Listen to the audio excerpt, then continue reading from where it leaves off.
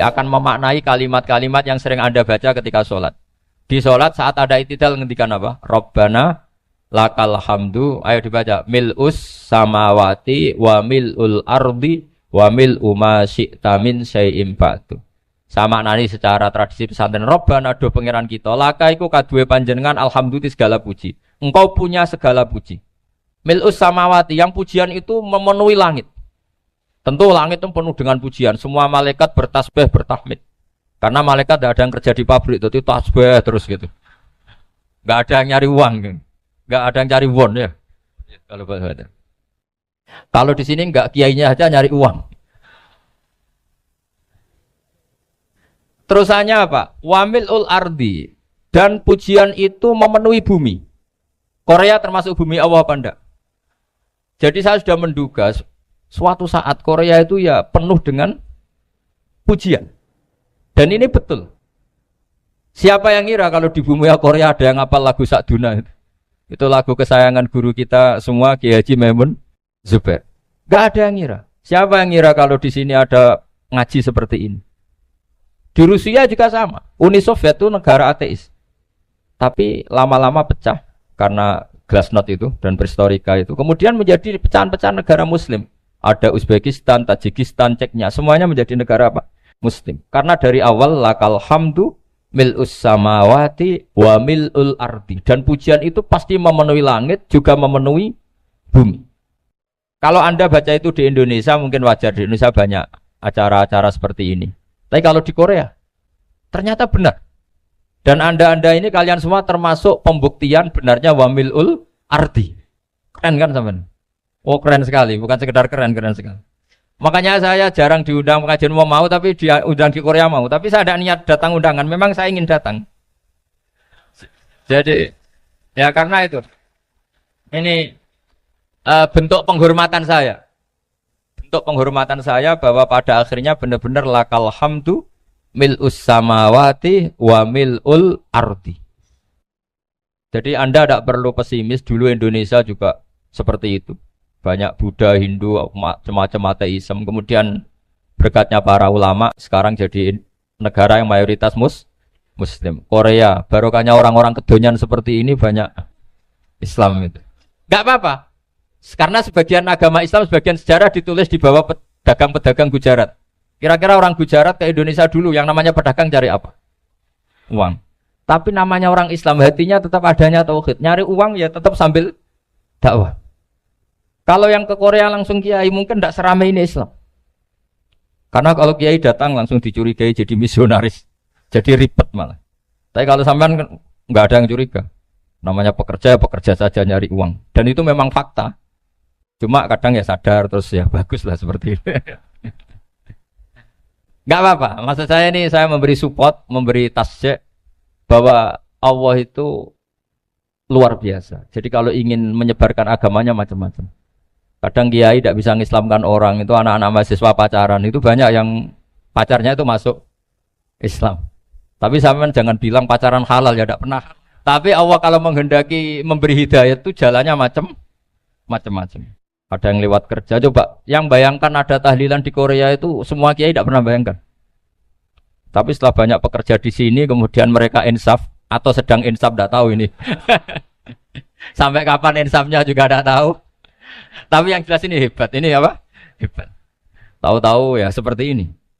Makanya iman saja Rabbana lakal hamdu mil'us samawati wa mil'ul ardi. Masih ditambahi wa mil'u ma syi'ta min syai'im ba'du. Karena Allah itu zat yang tidak terperikan, zat yang tidak terbatasi.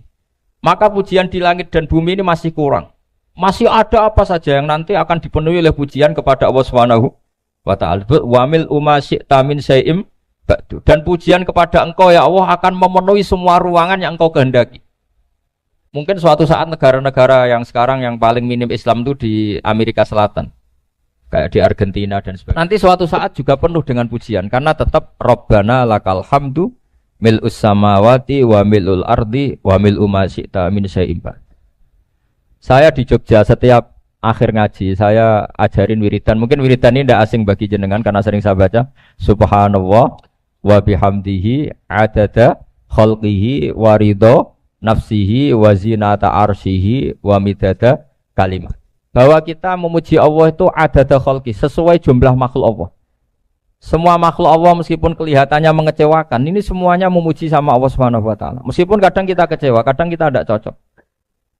Coba barokahnya Anda ini agak-agak kecewa gitu dengan Indonesia karena enggak menyediakan lapangan kerja untuk Anda. Tapi ya enggak kecewa-kecewa amat ya, agak-agak saja. Karena Anda tetap semua mencintai Indonesia. Gara-gara agak-agak kecewa cari negara lain. Akhirnya di Korea, ada yang di Jerman, ada di Inggris. Tapi bawaan pernah ngaji di musola, Islam ini ke bawah.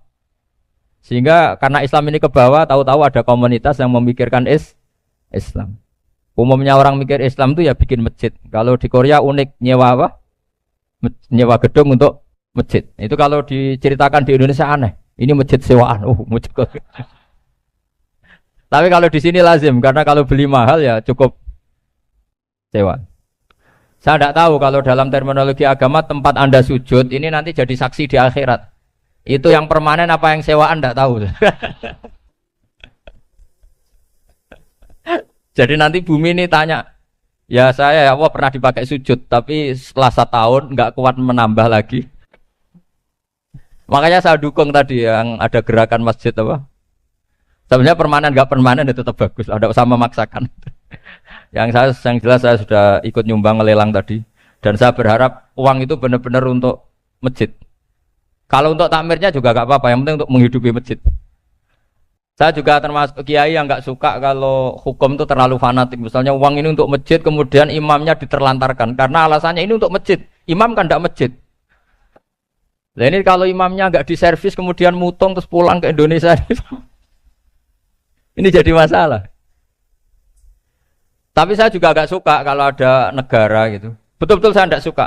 Yang imamnya itu terlalu diservis. Ini buruk sekali kan. Pernah ada anekdot, ini anekdot tapi nyata. Ada negara yang sangat sehat, Islamnya sangat sehat. Itu imamnya 1 bulan tuh digaji 70 juta.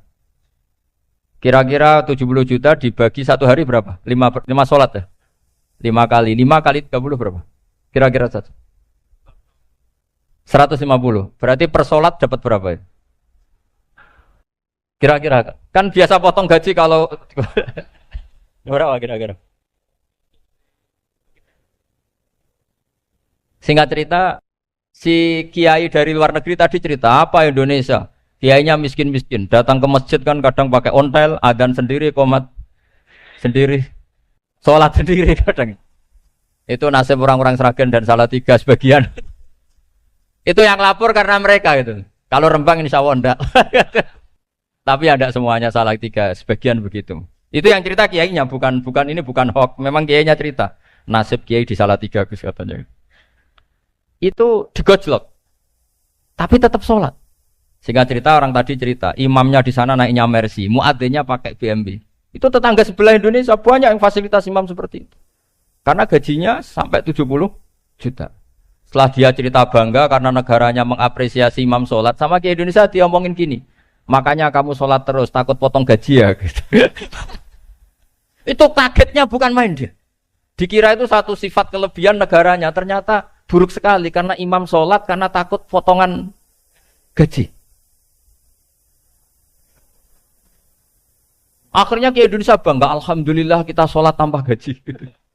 Dan tetap sholat. Keren mana yang digaji sama Anda? Ini yang di atas ini banyak calon imam itu. Tidak keren mana imam yang digaji sama Anda? Keren yang enggak. Tapi kalau pertanyaannya dibalik, keren mana jamaah yang peduli imamnya sama yang enggak peduli? Jadi jawabannya harus tetap seperti itu. Imamnya keren yang ikhlas. Tapi jamaahnya keren yang peduli imamnya. Jelas ini ya fatwa saya ya. Gimana? Imamnya baik yang ikhlas, tapi jamaahnya baik yang peduli nasibnya. Tapi sekali imam dari awal gak ikhlas itu harus di PHK. Itu bahaya bagi agama kalau awalnya sudah ada ikhlas. Karena nanti setelah habis subuh terus dihitung. Wong setahu saya sholat terus kok kenapa gajinya tinggal segini? Ya, setahu saya sholat terus kok gajinya tinggal segini. Terus nanti takmirnya bilang, kemarin duhur Pak Yai ndak ngimamin. Kemarin asar ndak ngimamin. Terus dihitung. Bisa enggak agama akan berjalan seperti itu? Enggak kan? Ya makanya pertanyaannya tadi, suka atau punya imam ikhlas? Suka. Tapi imamnya juga suka kalau jamaahnya peduli. Ini penting saya utarakan karena agama itu beda. Agama ini diurus oleh Allah Subhanahu. Jadi kita mengerahkan pemikiran itu bukan karena kita akan menyelamatkan agama ini, tidak. Agama ini diselamatkan oleh Allah Subhanahu wa taala. Coba kayak apa Uni Soviet kuatnya itu. Mengkooptasi supaya orang semuanya ateis, semuanya komunis. Itu 100 tahun Uni Soviet begitu. Tapi orang-orang Uzbek, Ceknya, Tajikistan tetap ngajari anak-anaknya tauhid. Itu ada yang cerita itu sampai mengajarkan tauhid itu di bawah tanah, di basement. Tapi Allah menghendaki Rusia itu Uni Soviet jatuh. Ketika jatuh, negara-negara ini langsung menjadi negara Islam, yaitu Uzbek, Tajikistan, Ceknya. Mungkin nggak mereka langsung menjadi negara Islam, andai kan saat menjadi Uni Soviet benar-benar menjadi ateis. Nggak mungkin kan? Karena saat dikooptasi Uni Soviet, akidah mereka tetap tauhid. Cuma nggak berani muncul. Artinya apa? Uni Soviet nggak bisa menghabisi Islam. Kurang kerennya Uni Soviet zaman itu. Bisa nggak menghabisi Islam? Nggak bisa. Donald Trump dulu termasuk Islamfobia. Tapi setelah dia anti-Islam, malah orang Amerika demo supaya memperhatikan Islam. Nggak bisa. Makanya Korea pun nggak bisa menghabisi Islam. Kalau sampean menghabisi Islamnya sendiri bisa. Karena terus nggak mau sholat, nggak mau zakat, itu sampai. Tapi sampean toh yang Islamnya habis, Islam tetap baik-baik saja. Makanya ini penting saya utarakan supaya kamu pede. Bahwa agama ini pernah dibawa orang yang pedagang. Ya soal ada sebagian pendakwah yang ikhlas ya banyak, tapi sejarah yang gampang kita lihat adalah Islam itu dibawa oleh apa? Pedagang Gujarat, pedagang India. Enggak apa-apa, sejarah itu meskipun sebagian menentang enggak apa-apa, tapi sejarah itu tetap ada. Pasti sebagiannya memang seperti itu. Dan itu enggak masalah. Saya ulang lagi, itu enggak masalah. Coba dulu pemain bola kalau di Inggris itu kalau mau sholat susahnya bukan main. Apalagi kalau mau puasa. Kalau di sini kerja puasa katanya mati lu kalau apa? Puasa. Kalau mau sholat katanya dicari mana ini berhalanya kok.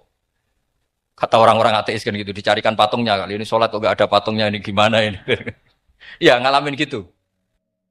Tapi Allah Maha Kuasa.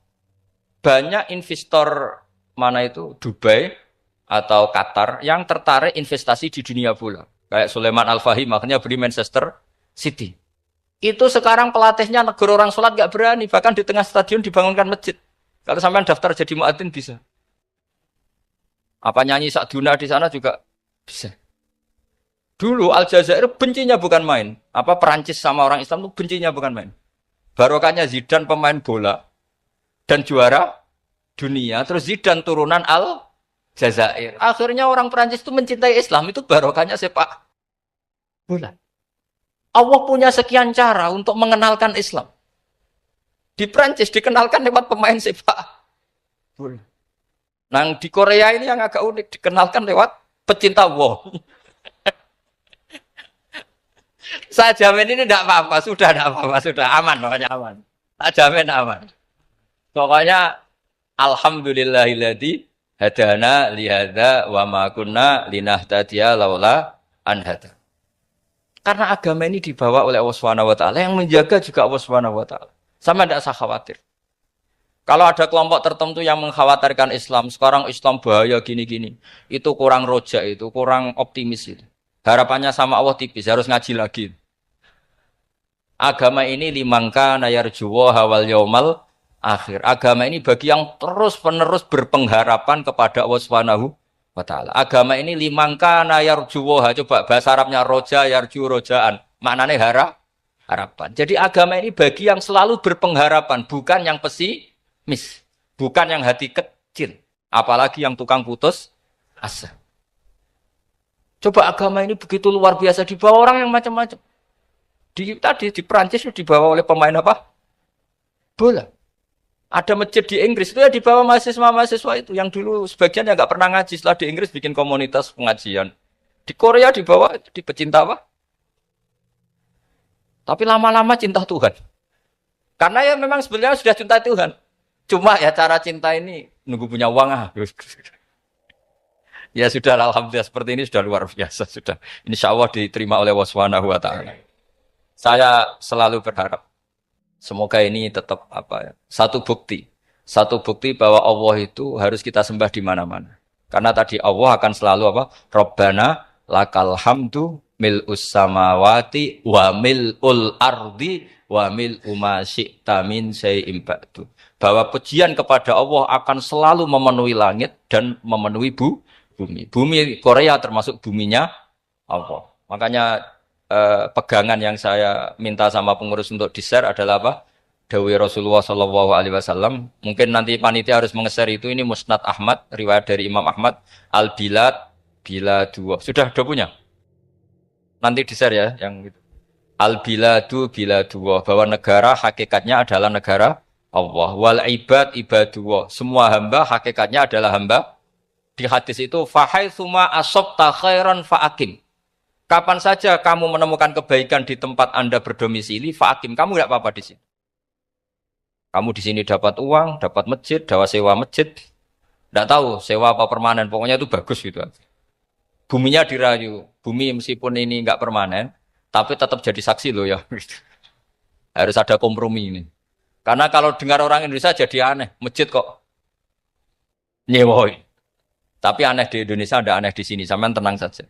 Tentu malaikat pencatat di sini juga sudah tahu kalau sebagian masjid itu sewaan. Jadi ya ada eskal-eskal amat lah, sudah. Enggak janggal-janggal amat karena kondisional Jadi saya nanti minta panitia supaya mengeser tadi hadis riwayat siapa? Imam Ahmad bin Hambal yang diriwayatkan oleh salah satu minal asyrah al-mubasysyirina bil jannah yaitu Zubair bin Awam. Nabi ngendikan al-biladu biladullah. Negara mana saja adalah negara Allah. Wal ibad ibadullah. Semua hamba adalah hambanya Allah. Fahaitsuma asabta khairan, di mana saja kamu mendapatkan kebaikan, fa'akim. Kamu tidak apa-apa berdomisili di sini.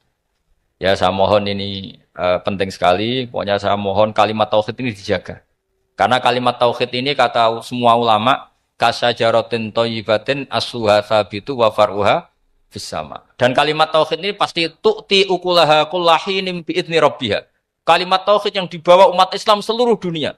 Meskipun dia orang fasik, orang enggak benar, tetap tu'ti ukulaha kullahinim bi'idzni rabbiha. Kalimat ini akan membawa berkah bagi orang yang dihinggapi atau didomisili umat Islam. Coba sebagian nanti orang Korea menjadi muslim itu karena di sini ada komunitas pekerja muslim, kemudian menyisakan atharul Islam. Jejak-jejak Islam. Enggak apa-apa. Pasti kalimat ini tu'ti ukulaha kullahinim bi'idzni rabbiha. Jadi kalimat tauhid adalah kalimat yang kata Allah tu'ti ukulaha kullahinim bi'idzni rabbiha. Anda tidak usah khawatir bahwa apa yang Anda lakukan akan ditulis oleh Allah Subhanahu wa ta'ala. Kata Allah wa naktubu ma qaddamu wa atharahum. Gimana di surat Yasin itu? Inna nahnu nuhyil mauta wa naktubu ma qaddamu wa atharahum. Saya bisa menghidupkan orang mati dan semua amal kalian saya tulis, kata Allah. Wa atharahum, dan jejak-jejak yang pernah kalian lakukan juga ditulis. Misalnya Anda sudah pulang di Indonesia, ada orang sholat di masjid ini, oh ini era Kang ini, era Mas ini. Nanti setelah itu ya ini era Mas ini, Mas ini. Menjadi familiar Islam juga barokahnya muassis-muassis ini, pendiri-pendiri ini. Semoga kalian semua barokah dan fid dunya wal ini ya. Perasaan saya juga seluruh ulama di dunia. Saya ulang lagi, perasaan saya juga seluruh ulama di dunia. Bahwa Islam masuk itu macam-macam sebabnya. Dulu kita tahu, kita sebagai warga Indonesia, Islam masuk itu ya dibawa orang yang agak kedonyan, ya kayak jenengan lah kira-kira gitu. Ya kayak mbak-mbak ini, ya agak-agak mata duitan itu. Karena kita tahu rata-rata ahli sejarah mengatakan Islam di Indonesia dibawa kiai apa pedagang. Pedagang tuh nyari uang apa nyari dakwah kira-kira. Ya semoga Anda mirip-mirip seperti itu. Ya jadi nyari uang karena ada nurani Islam sehingga tetap saja membawa Islam. Saya tidak tahu Islam Anda ala apa, tidak tahu. Pokoknya mau ngaji ya berarti Islam ala ahli sunnah wal jamaah. Jadi ini penting saya utarakan bahwa Islam itu agama yang mudah difahami sehingga dibawa pedagang saja ya kasil gitu. Dibawa orang yang kedonyan enggak jenengan juga kasil gitu. Dibawa orang baik ya kasil, dibawa orang broken juga kasil. Ini penting saya utarakan karena saya ngaji di mana-mana bilang ciri utama kebenaran absolut adalah kebenaran yang bahkan orang enggak benar saja bisa bawa. Tapi bukan berarti saya dukung Anda tidak benar, kan sudah tidak benar dulu sebelum kenal saya. Tapi nggak apa-apa, nggak benernya umat Islam insya Allah dimaafkan sama Allah Subhanahu. Ya asal tobat maksudnya. Nggak, ini saya beri satu konstruksi pikiran yang saya sering utarakan di ngaji saya. Sampai sekarang saya coba saat tes ini kan di kampus ya, di apa bacanya ini Kim University yang global leader apa in the world itu. Ini keren lah. Jadi acara ilmiah kita ditakdir di gedung apa? Kampus, gedung universitas di begini. Kalau 1 ditambah 1 2 itu namanya hakikat. Ciri utama hakikat adalah siapapun akan menerima. Saya sekarang tanya sama Anda, kira-kira 1 tambah 1 2 itu musuh Anda pun mengatakan 2 apa tidak? Ya. Pekerja Korea ya bilang 2, rektor Al-Azhar juga bilang 2. Kamu yang sekarang sedang mungkin sebagian broken sama istri juga bilang 2. Istri kamu yang mangkal sama kamu juga bilang 2. Yang cemburu ya bilang 2, yang dicemburuin juga bilang 2. Karena begitu mudah kebenaran absolut diterima oleh siapa saja. Begitu juga eksistensi Allah sebagai Tuhan. Itu mudah diterima oleh siapa saja. Sehingga pembawanya tidak perlu seorang kiai atau gus atau mubalek atau ketua mu'in, tidak. Cukup karyawan pekerja Korea. Karena kebenaran absolut itu kebenaran yang mutlak. Siapa saja yang waras pasti ngakui. Kira-kira orang yang berpikir sehat pasti berpikir begini, ini yang diajarkan Quran. Bumi ini kadung wujud. Sudah wujud kadung wujud, punya eksistensi. Mungkin enggak sesuatu yang wujud kemudian disebabkan oleh sesuatu yang nihilisme, yang tidak ada. Mungkin enggak? Enggak mungkin. Yang namanya penyebab itu harus sesuatu yang wujud. Di mana-mana penyebab itu harus punya eksistensi. Karena langit dan bumi ini kadung wujud, pasti penyebabnya adalah wujud.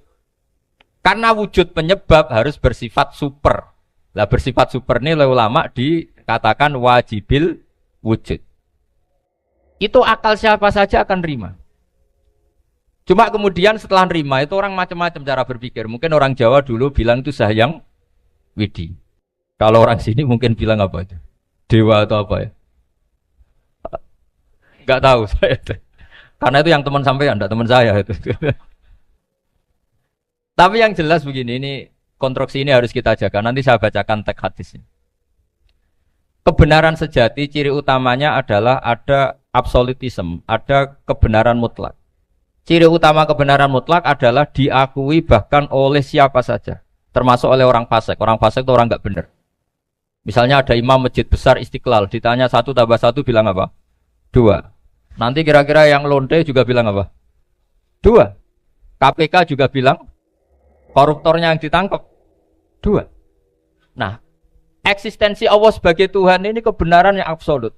Maka agama ini juga boleh diterima oleh siapa saja, termasuk oleh orang fasik, orang enggak jelas. Ini penting saya utarakan karena sekarang marak kelompok yang mengatakan orang Islam kalau zina menjadi tidak muslim, orang Islam kalau korupsi menjadi tidak muslim. Salah sedikit tahlilan jadi kafir, percaya wasilah jadi itu tidak benar seperti itu. Karena kebenaran eksistensi itu kebenaran yang enggak bisa diganggu gugat. Seperti Anda ini kan warga Indonesia. KPK ya warga Indonesia, koruptornya juga warga. Apa setelah dia korupsi lalu tidak warga Indonesia? Tetap warga. Orang yang meyakini kalimat tauhid setelah dia salah, apa terus tidak ya tauhid? Kan tetap ya. Maka dia tetap Islam. Ini penting saya utarakan. Kalau seorang warga Indonesia yang koruptor, yang macam-macam saja tetap warga Indonesia, padahal banyak kesalahan. Karena status warga Indonesia adalah status yang permanen. Begitu juga status muslim adalah permanen bagi siapa saja yang melafadzkan la ilaha illallah Muhammadur Rasulullah. Kita tidak bisa mengkafir-kafir mereka. Itu juga yang sering dipesankan dan jadi ciri khas ulama ahli sunnah wal jamaah, tidak mengkafirkan orang Islam meskipun melakukan dosa besar. Soal dia salah nanti masuk neraka ya silakan saja, saya ada ikut, paham ya? Sampai bisa mencoba. Tapi tetap saja dia muslim. Analoginya tadi. Analoginya gampang sekali tadi. Orang Indonesia yang salah itu tidak akan merubah statusnya sebagai warga Indonesia. Karena ya memang dia berstatus warga Indonesia. Orang Islam yang sudah melafadzkan syahadat maka menjadi muslim. Saya di mana-mana berkampanye, berfatwa. Orang kafir yang 70 tahun kafir, sekali melafadzkan kalimat tauhid, itu menjadi muslim apa tetap kafir? Muslim. Masa kita yang Islam terus, yang kalimat tahlil la ilaha illallah kemudian menjadi kafir karena kalimat itu? Itu faham aneh apa aneh? Wong yang kafir saja menjadi muslim karena kalimat tauhid, yang Islam menjadi kafir juga karena kalimat. Ini ngajak apa-apaan? Ya ngajak goblok-goblokan, kira-kira kan gitu. Ini penting saya utarakan karena ini penting. Nah, setelah kamu yakin tauhid, ciri utama tauhid itu apa? Menstatuskan sesuatu sebagaimana hakikatnya. Misalnya bumi Korea, ini statusnya tetap buminya Allah. Maka dari awal saya husnudzon sekali sama Allah Subhanahu wa taala bahwa suatu saat di bumi mana saja itu ada tahlil. Enggak ngira kan ada ateis di sini, bumi ateis kemudian ada tahlil, ada sakduna, ada macam-macam. Ini penting, jadi saya mensupport Anda, mensupport kalian semua bahwa agama ini akan diurus oleh Allah Subhanahu wa taala. Makanya Sayyidina Umar radhiyallahu anhu kalau disuruh mikir agama itu tidak mau. Tidak mau betul deh. Ketika Umar jadi khalifah itu puncak keemasan masa Islam. Semuanya stabil, semuanya hebat. Sampai Irak, Iran zaman itu Persia masih semuanya, Mesir, itu semuanya ikut Islam. Ketika Islam pada puncaknya, yang dikhawatirkan oleh masyarakat adalah begini, lalu setelah Umar itu bagaimana? Islam setelah dipimpin orang yang tangguh, yang kuat, yang waroi, yang zuhud. Lalu setelah Umar itu gimana? Tapi Umar disuruh mikir gak mau. Sampai setiap Abdullah bin Umar jalan-jalan di kampung-kampung itu abahnya dianggap pecundang. Tahu sampean pecundang? Orang yang gak tanggung jawab. Karena orang-orang bilang gini, ya Abdullah bin Umar, bagaimana pendapat Anda kalau ada penggembala kambing di tengah hutan atau di tengah padang rumput, kemudian dia ninggal gelanggang kambingnya. Kamu anggap penggembala ini gimana? Wah itu penggembala yang zalim itu. Pasti kalau kambing ditinggal ya kacau. Apalagi nih ummatur Rasulullah Shallallahu Alaihi Wasallam. Ini abah kamu tidak pernah wasiat, tidak pernah ngatur suksesi. Lalu Islam setelah dia bagaimana? Suruh dia ngomong penggantinya siapa? Karena beliau sudah sepuh harus ada suksesi. Akhirnya Abdullah bin Umar lapor ke Umar. Ini gimana abah orang mengkomplain begini. Apa kata Umar? Agama itu beda dengan kambing katanya. Agama itu milik Allah Subhanahu. Mbok saya pikir, tidak saya pikir tetap jalan. Nah ini terbukti. Jangan ulama ya ndak, mufti ya ndak, tapi bisa menjalankan agama. Kalau agama sampean pikir malah rusak. Sudah pokoknya lakukan saja, tidak usah dipikir. Akhirnya betul. Karena agama ini milik Allah. Soal kita serius memikirkannya itu karena khidmah, karena kita ingin berbakti pada agama. Tapi Anda tidak boleh berpikir kalau agama ini butuh pemikiran Anda. Beda loh ya. Kita khidmah agama serius karena kita ingin mengkhidmai agama. Tapi agama ini tidak pernah butuh kita. Karena agama ini akan diurus oleh Allah Subhanahu. Coba pas sampean kecil, orang jilbaban di Indonesia itu banyak apa banyak sekarang? Banyak sekarang. Kiainya mutu orang dulu apa mutu orang sekarang? Tapi perkembangan Islam itu ramai sekarang apa ramai dulu? Ramai sekarang. Islam menyebar di seluruh dunia itu zaman Wali Songo, zaman sampean keren mana? Keren sekarang. Kualitas solehnya sampean sama Wali Songo? Wali Songo. Ini betul. Karena agama ini diurus oleh Allah Subhanahu. Sayyidina Umar, agama ini innallaha ta'ala yahfadzu dinah. Innallaha ta'ala la yudhi'u khilafatahu waladina. Allah itu tidak akan menyia-nyiakan agamanya. Ini terbukti. Agama ini pernah dipimpin orang terbaik di dunia, yaitu Rasulullah Shallallahu Alaihi Wasallam. Ketika beliau intakola ila rofiqil ala, ketika beliau pindah ke alam sana, diteruskan oleh sahabat yang tentu jauh di bawah Rasulullah. Diteruskan tabiin, diteruskan para wali songo, diteruskan sang sampean yang jauh di bawah wali songo. Sejauh-jauhnya. Tapi agama jalan sampai Korea. Agama jalan sampai apa? Dulu Wali Songo itu hanya sampai Mojokerto, sampai Tulungagung. Di bawah sampai Klayaban sampai mana ini? Korea. Coba kalau Allah tidak ngurus, nggak bisa. Yang gerakkan hatinya sampean peduli sama masjid siapa? Allah Subhanahu wa taala. Yang menggerakkan hati sampean peduli sama agama siapa? Tapi yang menggerakkan sampean ke Korea apa? Uang kan?